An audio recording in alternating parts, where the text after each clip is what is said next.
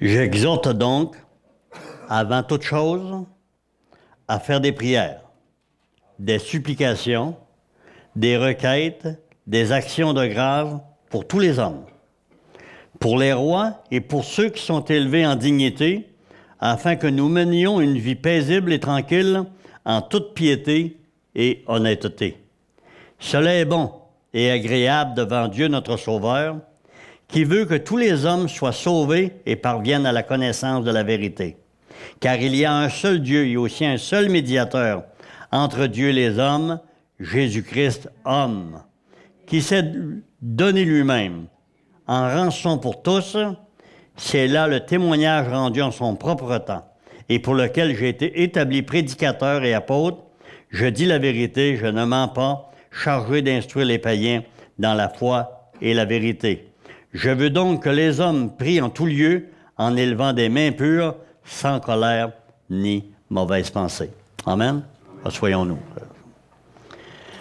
Alors, le Seigneur est là pour nous bénir ce matin. Et le titre du message, j'ai intitulé « Honnêteté avec soi-même ». Honnêteté. Le mot « honnêteté », quelqu'un d'un comportement honnête, de bonne foi, qui agit conformément à sa pensée. Souvent, nous pourrions dire de quelqu'un que nous connaissons qu'il pense le contraire de ce qu'il dit ou bien de ce qu'il fait. Est-ce vrai? Est-ce que c'est la même chose pour nous, quelquefois? Quelquefois, notre pensée est différente un peu de nos actions ou de nos lèvres. Et ça, c'est le propre de l'être humain, de ne pas être à 100% fidèle à ce que Dieu a voulu de lui. Dieu est souverain en toutes choses, frères et sœurs.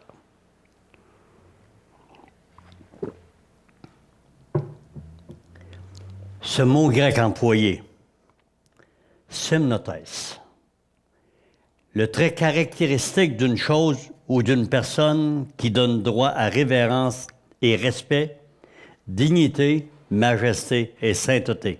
Ce mot grec qui a été employé, c'est le trait caractéristique d'une chose ou personne qui donne droit à révérence, à respect, dignité, majesté, sainteté. Honneur et pureté sont aussi les mots employés pour définir l'honnêteté dans la foi. Amen? Honnête, le sommes-nous avec soi-même, première des choses? C'est la première personne avec laquelle on doit être honnête, c'est avec nous-mêmes. Avec notre famille, est-ce qu'on est honnête avec notre famille? Est-ce qu'on est honnête avec nos amis? Est-ce qu'on est honnête avec nos frères et nos sœurs dans la foi, avec l'Église? Ici, on ne parle pas seulement de l'honnêteté en rapport avec la vie séculière, mais en rapport surtout avec notre marche avec Dieu. Amen? Et ça, c'est important. Et il y a des raisons fondamentales pour lesquelles l'apôtre Paul a demandé de prier pour les rois et ceux qui sont en autorité, afin qu'on puisse vivre notre vie avec piété et honnêteté. Sommes-nous ce que nous disons être, ou bien si ce que les autres voient ne l'est pas? Et c'est une bonne question à se poser. Le Seigneur ne veut pas ce matin, quand on enseigne la parole de Dieu, et on va le voir au cours du message, quand on enseigne ici la parole de Dieu, ou tout prédicateur qui enseigne la parole de Dieu, est pour donner des paramètres à ceux qui écoutent pour suivre le Seigneur. Est-ce qu'on est d'accord? On ne se prend pas pour Dieu, nous ne sommes pas Dieu, nous parlons de la part avec la parole de Dieu pour donner à chacun des paramètres, des guides, pour se diriger dans sa marche et glorifier davantage le Seigneur. Eh bien, c'est pas dans le but d'écraser, dans le but de forcer les gens, de condamner les gens. Et si un prédicateur s'adresse au pupitre ici en avant pour amener la condamnation sur quelqu'un, il n'est pas dans sa place. Dieu n'est pas venu, n'a pas envoyé son Fils en effet dans le monde pour que le monde soit jugé par lui, mais afin que le monde soit sauvé par lui. Amen. Et si Dieu se donne des prédicateurs, c'est que nous avons besoin que ce soit la voix d'un homme qui vienne au micro, la voix de Dieu, on mourrait toute la gang. Amen. Si Dieu venait en personne ici parler aujourd'hui, probablement qu'il n'y a pas beaucoup de personnes qui pourraient prendre les choses venant d'aussi haut, de si grand. L'appel placé par Dieu sur nous est grand, frères et sœurs, et doit être précieux à nos cœurs, comme elle l'est aux yeux de Dieu. On doit être sérieux avec notre démarche avec Dieu, parce qu'elle a un but. Elle a un but, notre démarche avec Dieu. Et c'est de ça que le Seigneur nous enseigne à tous les jours par sa parole, par la prédication et tout autre moyen qu'il va donner, c'est pour nous. Nous amener à être fidèles, nous amener à être devant les hommes quelqu'un et quelque chose qui glorifie Dieu. Dieu nous a dit, vous êtes le sel de la terre. Amen? Vous êtes la lumière du monde. Voilà sûrement la raison de prier pour que nous puissions avoir la paix et la tranquillité. Pour vivre une vie dans la paix, en toute piété et honnêteté. Le message que nous avons à propager par nos propres vies est tellement grand que nous avons besoin de comprendre, de prendre au sérieux ce que Dieu nous donne pour avoir une vie qui le glorifie, lui. Le but de nous donner une marche, de nous enseigner pour une marche à le suivre, le but n'est pas d'être remplaçant de Dieu auprès des autres, mais le but est d'être un modèle pour ceux qui sont autour de nous, afin que Dieu soit glorifié. Parce que ce but-là, c'est que Dieu soit glorifié. Paul a dit à Tite, dans le chapitre 2, versets 9 à 12, quelque chose de spécial, qu'on va le lire aussi. Chapitre 2, versets 9 à 12. Il dit, « Exhorte les serviteurs à être soumis à leur maître, à leur plaire en toutes choses, à n'être point contredisants, à ne rien dérober, mais à montrer toujours une parfaite fidélité, afin de faire honorer en tout la doctrine de Dieu notre Sauveur. Que la grâce de Dieu, source de salut pour tous les hommes, car la grâce de Dieu, source de salut pour tous les hommes, a été manifestée. Elle nous enseigne à renoncer à l'impiété et aux convoitises mondaines et à vivre dans le siècle présent selon la sagesse, la justice et la piété. Amen?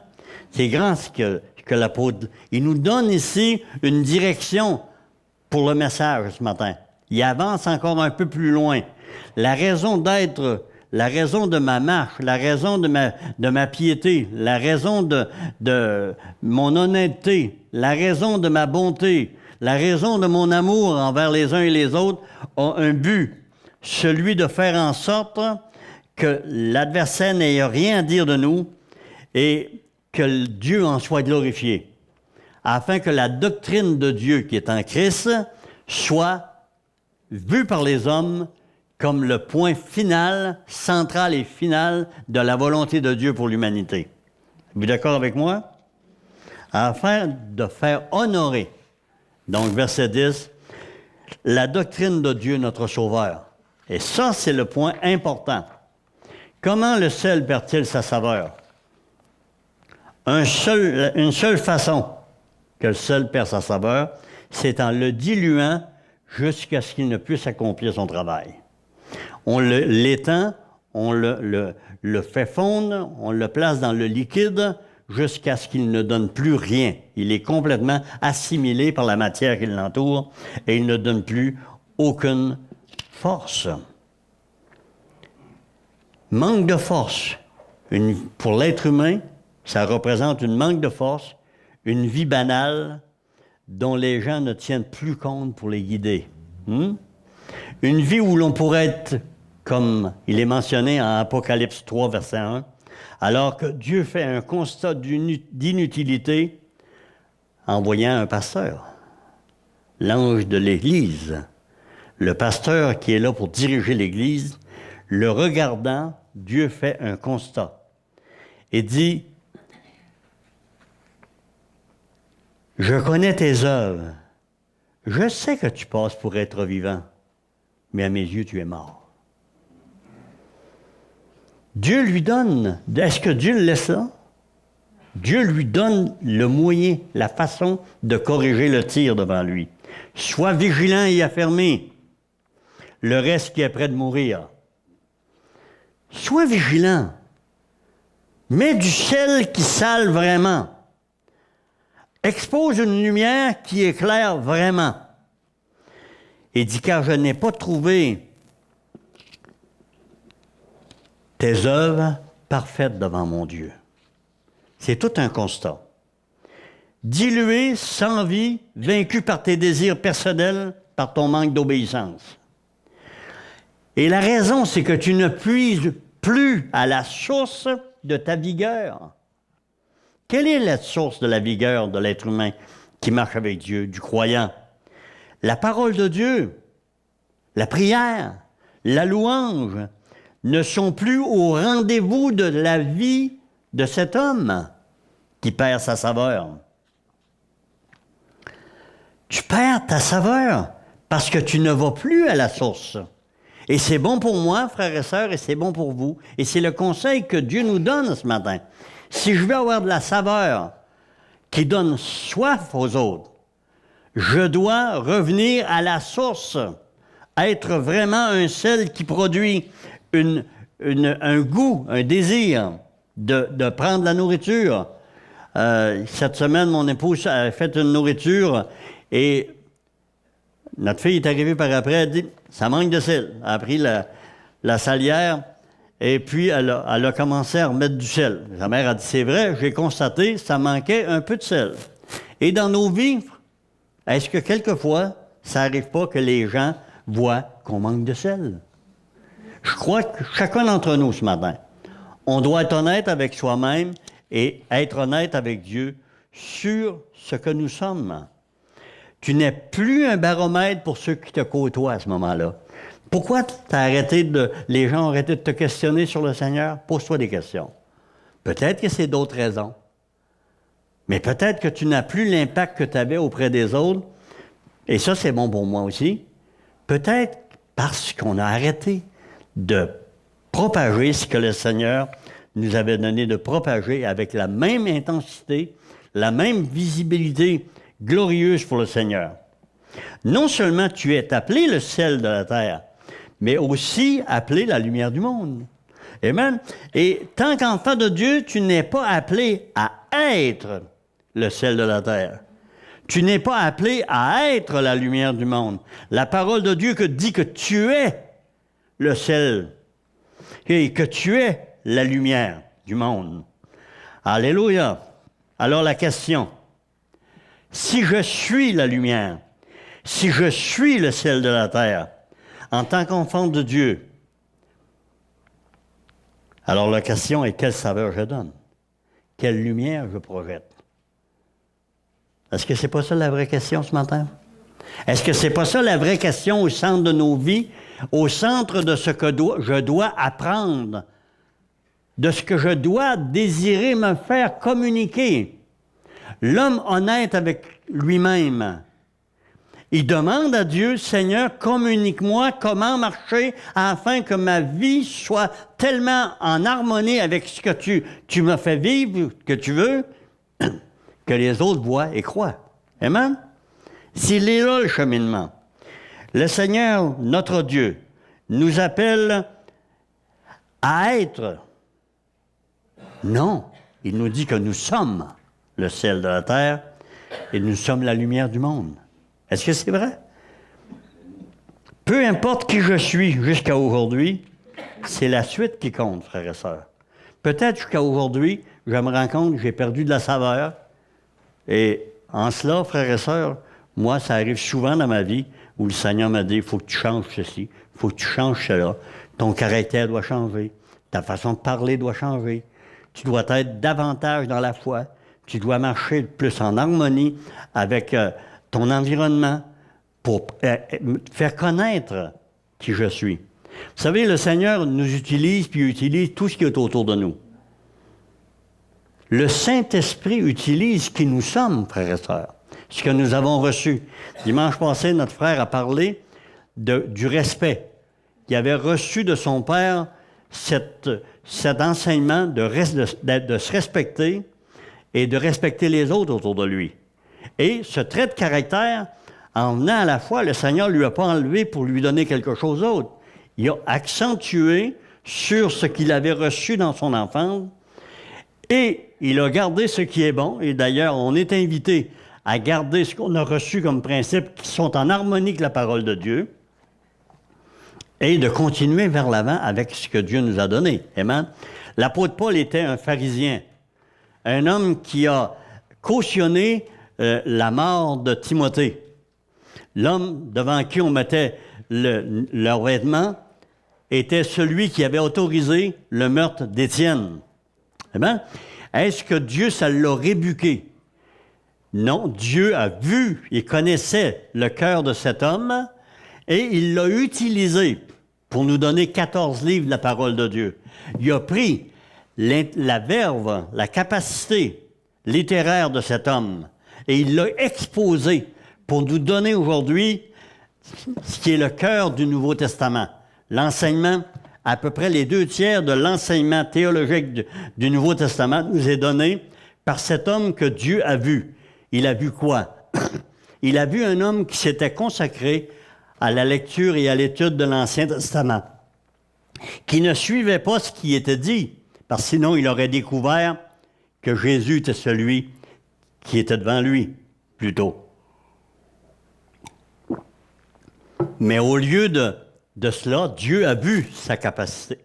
Alors, après que cet homme a eu commencé à prêcher la parole, il a commencé à enseigner la doctrine à partir de la connaissance qu'il avait de toute la projection de l'Ancien Testament sur ce que Jésus serait quand il viendrait, ce qu'il ferait et ce qu'il apporterait à l'humanité. Amen? Alors, Dieu n'a pas rejeté ce que cet homme-là était. Dieu a rejeté ce qui n'était pas bon en lui, a gardé en lui ce qu'il avait reçu, l'a utilisé pour faire avancer plus loin dans le cœur des hommes la pensée du Seigneur. Excusez. Non seulement tu es appelé le sel de la terre, nous dit la parole de Dieu, mais la lumière du monde, frères et sœurs. Il faut toujours se rappeler. Est-ce qu'on est un... On doit se poser la question. Soyons honnêtes avec soi-même, frères et sœurs. Pas aujourd'hui nécessairement, même si aujourd'hui, parce que si on se questionne trop aujourd'hui, on n'écoutera pas la suite. On est pour en arrière. En arrière, je ne peux rien faire. Je ne peux pas me démener et dire « Oh, j'ai été, je n'ai pas été ». Non. Me condamner serait trop facile. Satan aurait une victoire de plus à son actif. Est-ce que c'est vrai? Je ne suis pas là pour me condamner, puis je ne suis pas là pour condamner personne ce matin, puis le Seigneur, il n'est pas non plus pour condamner personne. Mais me repentir sera mon choix. Amen? Ce sera une victoire pour le Saint-Esprit. Pas pour moi. Une victoire pour le Saint-Esprit. Parce que c'est bien lui qui nous enseigne ce matin, à travers la parole. Je peux dire des mots qui ne fassent pas l'affaire ou qui ne concordent pas à 100% avec votre pensée du texte qu'on a lu ce matin. Mais une chose qui est sûre, la parole qui est donnée, elle vient de Dieu, elle est guidée par le Saint-Esprit et elle nous parvient pure et sans problème et sans difficulté. Amen? Pour nous aider à comprendre en tant que membre du corps de Christ, je fais partie d'une institution voulue de Dieu, son rassemblement. Hein? La parole de Dieu nous dit en Matthieu 16, 18, Jésus a dit, « Je bâtirai mon assemblée, mon rassemblement, hein, et les portes du séjour des morts ne prévaudront point contre elle. » Alors nous faisons partie, en ayant accepté Jésus comme Seigneur et Sauveur dans notre vie, Maître de notre vie, nous l'avons accepté et nous faisons partie de cette institution qui est la sienne. Je suis qu'un petit orteil peut-être du corps, hein? Je fais partie du corps de Christ, l'institution de Dieu parmi les hommes qui projette et qui proclame la vérité. Il n'y a pas 100 vérités, frères et sœurs. Il y a la vérité de la parole de Dieu. Et si un seul instant je croyais qu'un seul iota de cette parole n'est pas vrai, je abandonnerais le livre au complet. Parce qu'il ne peut y avoir erreur dans la parole. La parole est là pour être suivis, pour nous guider, pour nous amener à glorifier notre Seigneur et Dieu. Et on n'a pas d'autre chose à faire. Amen? L'institution est plus grand que le membre. Êtes-vous d'accord avec moi? Le corps est plus grand que le membre. Vous êtes d'accord avec moi? Voyez-vous, mais c'est simple. Le membre n'est pas plus fort que l'institution qui est le corps. On se regarde et c'est impossible qu'un de mes membres soit plus important que ma tête et les autres membres. Parce qu'il ne faut pas oublier que le corps de Christ est dirigé par la tête qui est Jésus-Christ lui-même. Donc, moi, en tant qu'être humain, j'ai une tête qui dirige mon corps. Quand on regarde l'explication scientifique qui est donnée de tout ce que compose un corps humain, les millions de senseurs qui sont en moi, qui dit à tout mon corps qu'une partie est malade, est incroyable. Quand on lit ces choses, on dit ça n'a pas de sens. On parle d'un milliard de cellules ayant des millions d'actions les unes envers les autres et ils se remplacent à une vitesse vertigineuse. On dit comment ils ont fait pour apprendre à se connaître et à connaître leur place dans le corps, simplement par une seule et unique main, celle de Dieu. Amen. Mais quand on regarde toutes ces choses, on voit comment Dieu a équipé nos corps mortels pour que nos corps mortels puissent avertir la balance du corps de la situation d'un petit membre.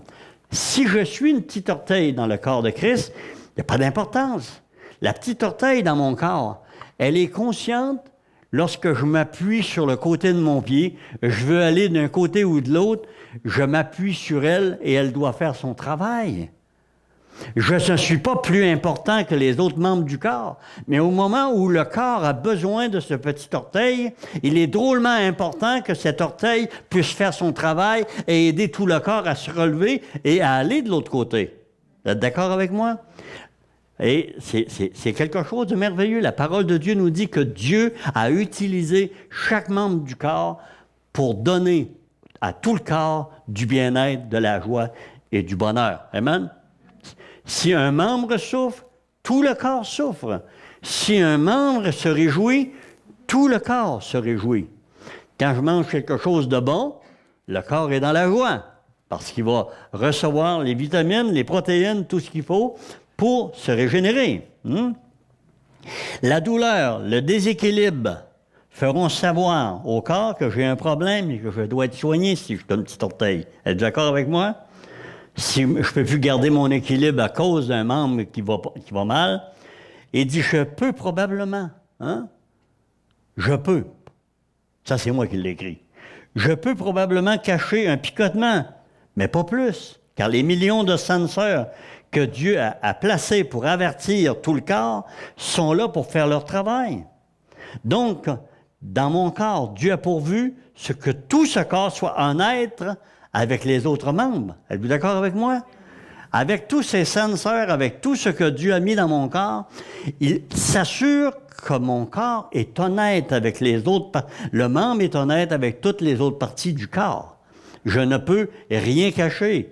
Si j'ai un problème de foie, mes yeux deviennent jaunes. Êtes-vous d'accord avec moi? Il y a quelque chose qui paraît, qui m'avertit dans mon miroir. Peut-être, Adéoda, que tu devrais consulter. Tu as peut-être plus mal au foie encore que tu penses, parce que ta peau commence à jaunir. Ça donne la jaunisse, hein? 2 passages peuvent nous instruire. Et le verset précédent, celui que nous allons lire, nous dit ceci, frères et sœurs. Le cœur est tortueux par-dessus tout et méchant. Qui peut le connaître? Mon cœur est tortueux par-dessus tout et méchant. Quand Dieu dit le cœur de l'homme est tortueux par-dessus tout et méchant, mon cœur, à moi, en fait partie, frères et sœurs. Il a toute la capacité d'être le meilleur et le pire. Qu'est-ce qui va le diriger? Qu'est-ce qui va l'empêcher d'être le pire, souvent? Est-ce que c'est parce que Dieu lui a parlé? Sûrement. Mais il y a aussi les impondérables de la vie, ce qui traverse sa vie, qui va conditionner souvent ses réactions dans un sens ou dans l'autre. Il faut être honnête avec soi-même. Est-ce que c'est vrai? Je me rends compte quelquefois, quand je suis bien piqué, là, hein, que quelqu'un me darde un peu, là, puis que je réagis avec hein, un trou, un bouchon. Hein? Quand je réagis avec violence et que je bouche la personne, est-ce que c'est pas le cœur mauvais qui vient de se révéler? Et si j'aime quand même, et si j'essaie d'atténuer la portée des paroles qui m'ont été données pour amener l'autre à comprendre avec amour le contraire de ce qu'il pense, je viens d'accomplir la volonté de Dieu. Amen. Est-ce que la personne ne sera pas plus portée à marcher avec le Seigneur et à me bénir si je fais la deuxième façon que la première?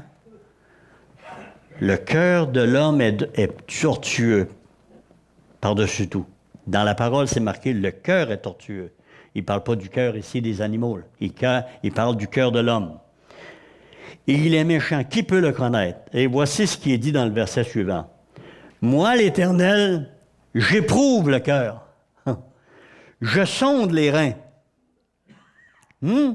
Pour rendre à chacun selon ses voies, selon le fruit de ses œuvres. Dieu me sonde. Et quand Dieu vient puis qu'il me sonde et que je vis quelque chose qui n'est pas facile par la volonté de Dieu, et ça arrive, hein? La parole de Dieu nous enseigne là-dessus. Quand ça arrive, quelle est ma réaction? Dieu veut le savoir. Et les hommes aussi le sauront. Alors, je dois faire ce que la parole de Dieu me dit de faire. Je dois suivre les exemples qui me sont donnés. Et il y a 2 passages des Écritures dans les psaumes qui nous enseignent beaucoup là-dessus. Un qui a été cité par notre frère Viateur ce matin, le psaume 139, les versets 23 et 24, hein, et le chapitre 26, verset 2 aussi, qui nous dit ceci. Puis ça nous donne de comprendre la pensée du croyant honnête avec lui-même et les autres. Premièrement, psaume 26, 2.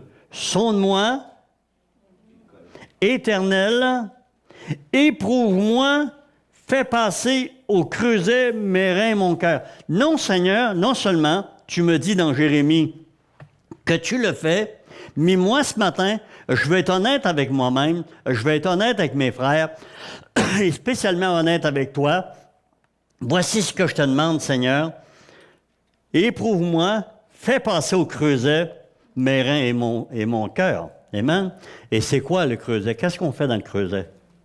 On purifie. Le feu est en dessous du creuset. Le feu purifie l'or, purifie l'argent, purifie les métaux. Hein? Alors, l'homme honnête dit, Seigneur, non seulement je vais attendre que tu le fasses, mais je te demande de le faire parce que je me rends compte de certaines choses aujourd'hui qui ne vont pas dans ma marche avec toi. J'ai pas le goût de ta parole.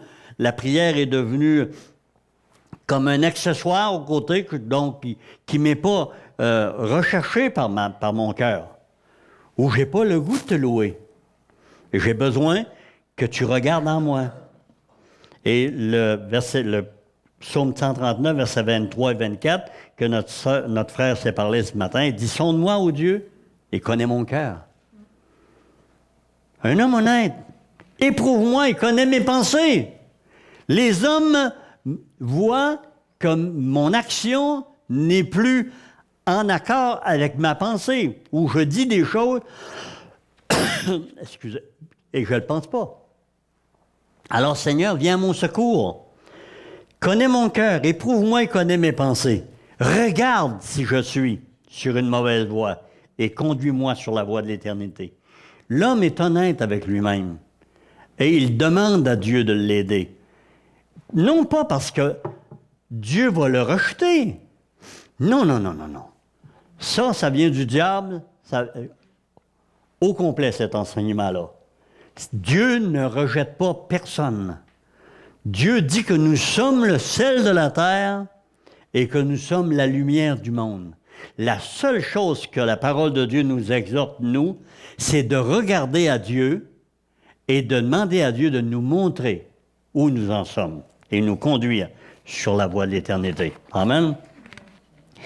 En tout cela, on n'est pas redevable à la chair. Elle ne peut rien pour nous. C'est le Saint-Esprit seul qui doit avoir un plein contrôle de tout cela. Et je dois lui obéir. Amen? Je vais relire ce que j'ai écrit ici. En tout cela, nous ne sommes point redevables à la chair. Elle ne peut rien pour nous. C'est le Saint-Esprit seul qui doit avoir un plein contrôle de tout cela. Je dois lui obéir. Amen? Mais toujours se rappeler que toute notre piété et notre honnêteté ont la limite de glorifier et présenter notre Dieu juste. C'est ça, sa bénédiction à ma vie de sainteté ou de piété. Je fais connaître par ma visibilité, par mes paroles, par mes actions, je fais connaître le Dieu saint qui, lui, doit me diriger et me conduire. Et l'apôtre Pierre nous dira ceci, à ceux qui se tournent vers eux pour un miracle, dans Acte 3, verset 12, les hommes, le paralytique est guéri, il rentre dans le temple en sautant et louant Dieu, c'est un miracle, c'est non seulement une guérison, c'est un homme qui était là depuis nombre d'années, et l'apôtre Pierre lui a dit, j'ai pas d'argent, j'ai pas d'argent, mais ce que j'ai, je te le donne, au nom de Jésus de Nazareth, lève-toi et marche. Amen? Et quand cet homme est rentré dans le temple, sautant et louant Dieu, qu'est-ce que les hommes ont fait? Les hommes ont commencé à regarder à Pierre comme l'artisan de leur bénédiction. Et Pierre leur a dit ceci, constatant cet état de choses, « Pourquoi avez-vous les yeux fixés sur nous? Comme si c'était par notre propre puissance ou par notre piété que nous avons fait marcher cet homme. » Et il dira au verset 16, « C'est par la foi en son nom que son nom a raffermi celui que vous voyez et connaissez. » Amen. Le nom de Jésus. On est là, frères et sœurs. On n'est pas là pour définir par notre bonté ce que Dieu est. On est là pour définir par notre bonté ce que Dieu veut que nous soyons. Amen. J'ai compris que je devais être le sel de la terre, d'être la lumière du monde. Je veux glorifier mon Dieu et je demande à Dieu de me sonder de façon à voir si vraiment je représente encore pour les hommes qui me regardent ce que le ciel désire. Amen. Est-ce que ma pâle lumière conduit les hommes à rejeter et à s'éloigner de Dieu, ou si elle attire les hommes à marcher avec Dieu? Alors, c'est pas pour concentrer les yeux des hommes sur « Oh, qu'il est bon, qu'il est beau, qu'il est bien ». C'est pas ça qui est le message de la parole de Dieu ce matin. La parole de Dieu est là pour nous montrer que nous, c'est important qu'on réajuste notre pensée et nos actions en accord avec la parole de Dieu afin que les hommes, à travers nous, voient ce Dieu bon, ce Dieu miséricordieux, ce Dieu compatissant qui est toujours là pour entendre leurs cris et les sauver s'ils ne sont pas sauvés. Est-ce que c'est vrai? C'est ça que la parole de Dieu veut que nous soyons. Elle ne veut jamais mettre un fardeau que l'homme ne peut porter. Il y a l'obéissance à la parole de Dieu. On n'en reviendra pas là-dessus. La parole de Dieu est claire et elle demande une obéissance à sa parole. Pas à ma parole, à sa parole. Amen? La semaine prochaine, je vais donner un message qui va continuer un peu là-dessus, mais différent. Sur Romains 8, les versets 1 à 14, et puis ça va être consacré à la marche du croyant. Et frères et sœurs, durant les semaines qui passent, les semaines qui ont passé, les semaines qui viennent, je veux consacrer mon cœur à écouter Dieu et à révéler ce que je crois de Dieu, ce que Dieu veut que nous ayons et que nous soyons et que nous comprenions dans la marche du croyant. Et ça a commencé ce matin. Le Seigneur ne veut pas, frères et sœurs, qu'on se prenne comme étant le centre du monde. Le centre du monde est plus haut que nous. Mais il veut qu'on comprenne qu'on a besoin d'une marche qui glorifie et qui fait connaître notre Dieu. Tel qu'il est, un Dieu saint, et un Dieu saint qui veut se faire connaître et partager sa sainteté dans la vie des hommes et des femmes qui croient en lui. Amen?